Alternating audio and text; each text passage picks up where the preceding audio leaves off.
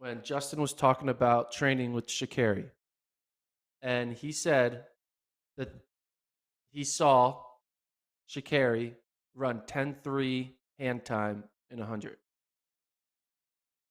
10-3. Guys, that's really fast. World record, shattering the world record. And he said he saw it.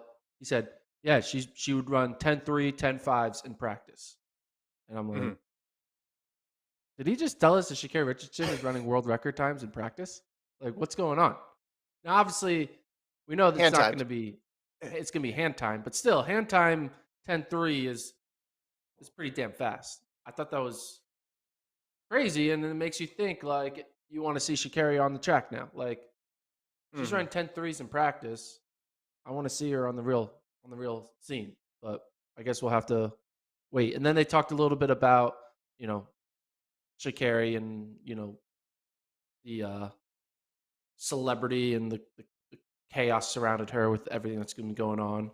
But yeah, Mhm. the 10-3 was what I heard that was like the most crazy thing. I mean, do you think she was running 10-3 in practice?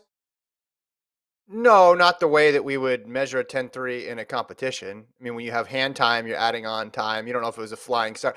They were just they're there kind of going back and forth. Like there were definitely some liberties taken with certain topics. I mean, even on the intro, he's one of two guys to beat Usain Bolt. And they're not the first people to say this. So I don't blame them for it, but that's just not true. There's not been only two people in history who've beaten Usain Bolt. There were two people in that one race that beat Usain Bolt, but there's not been two people in history that have beaten Usain Bolt. The list is longer than that.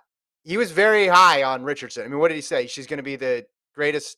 She could be the greatest track and field athlete ever, right? Because Ever. like greatest Yeah. American. He's like, no, she could be the greatest sprinter ever.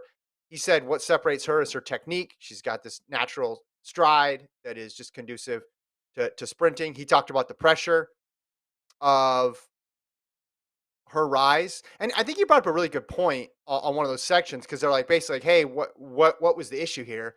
And he said he took us back to 19. She wins the NCAA title as a freshman, runs that crazy time, and then it's just like up and up from there, right? The expectations only increase from there. Now, there was no 2020, so there was a lower profile there, but she went from basically college freshman to most recognizable US track star in the blink of an eye.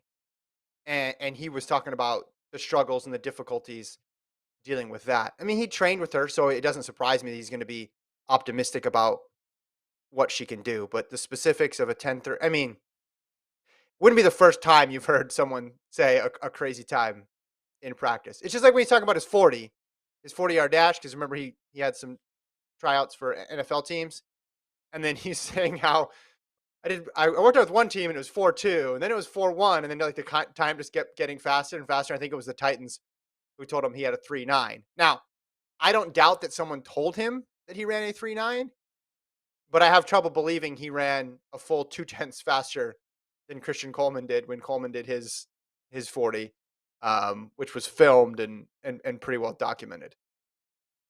Yeah. I mean, everyone's hand times are always going to be a little bit, legendary stories. But yeah. I mean, I'm just surprised. Yeah, the 10-3, I was like, wait, whoa, it's fast, man. That's like, Yeah. do you think we'll ever even see a 10-3 in the real world, like by a woman? Not, Not during our lifetime. not in our I mean, lifetime. not in our lifetime. Here's a way you know when someone's not too sure about the time is when they're like, 10-3, 10-4.